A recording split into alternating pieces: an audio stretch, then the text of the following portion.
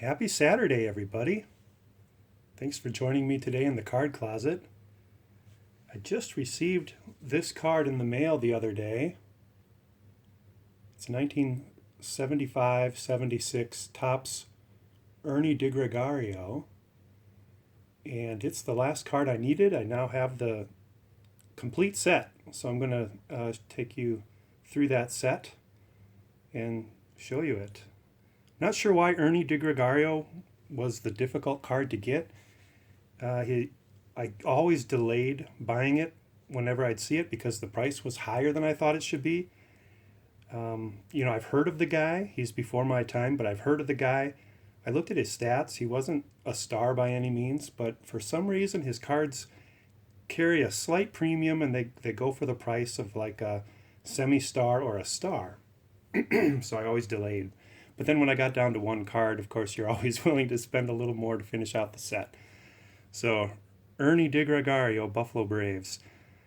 So the 75-76 set is a nice set, I think, from Topps. It's got 330 cards in it. And it's the last set that would have the ABA cards in it. So some of the strong cards in this set are going to be the Moses Malone rookie. That's probably the most valuable one. There's also a number of cards with Dr. J on them, team cards, leader cards, his regular card. Anything with Dr. J on it is going to be have some value to it. The Kareem Abdul-Jabbar card is a good card. This is probably one of the other better rookies, Keith Wilkes, later known as Jamal Wilkes. His rookie card, that's a good one. Here's Nate Archibald.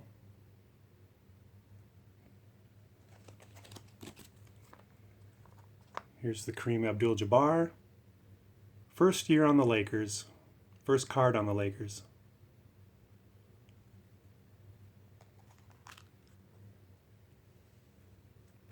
Pat Riley, Coach Riley, if you will. Another playing day card of his in this set.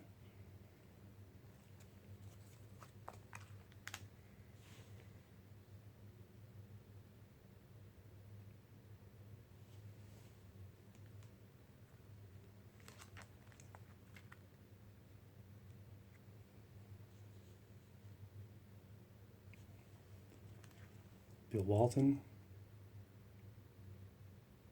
My version is quite off-centered.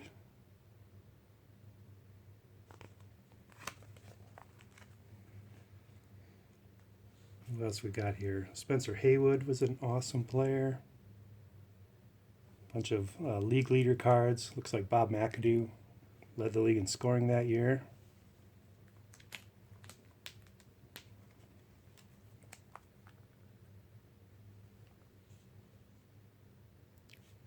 Hall of Famer Dave Cowens. Also John Havlicek.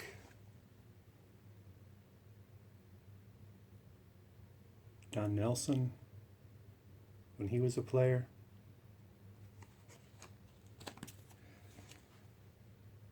JoJo White. And there's the empty spot for Ernie. So let's see if I can do this left-handed without damaging the card. There we go. Good feeling to slide that last card into place. Completed set. Here's Bob McAdoo, one of the best players in the league at that time.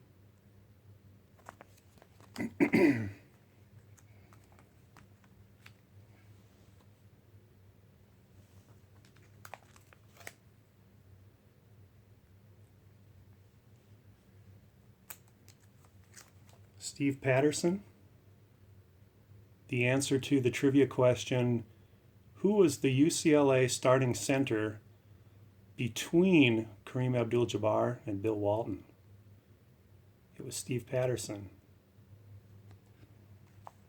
Won the national championship both years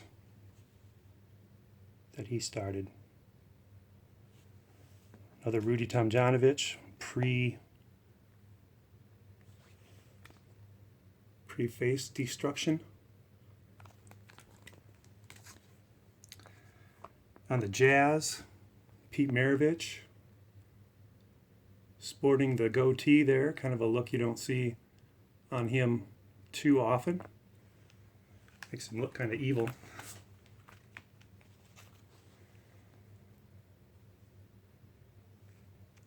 And then the Knicks, Senator Bill Bradley, Coach Phil Jackson, other good Hall of Famers like Walt Frazier, Earl Monroe. Knicks had a good team back then.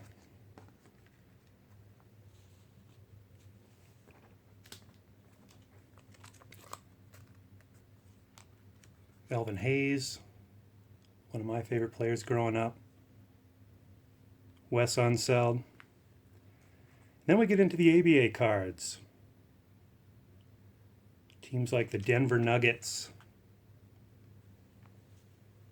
the Indiana Pacers, they're familiar as well. San Antonio Spurs. This last year of the ABA, the teams were dwindling, and a lot of them ended up, or 4 of them I think it was, ended up into the NBA, the ones that were surviving. George Gervin, ABA San Antonio Spurs. Coach George Karl.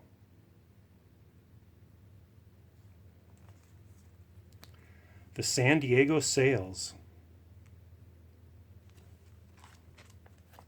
Team that did not make it. Utah Stars. But the Utah Stars were the first team that Moses Malone played on. Moses Malone rookie card.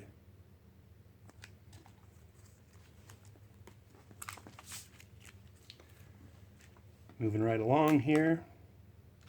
Got some league leader cards. Kentucky Colonels. With Artis Gilmore. Love the pump fake that he put on those 2 guys. Dan Issel also there.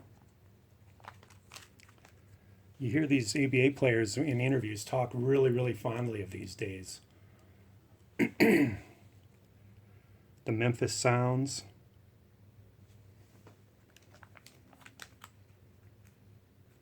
Dr. J.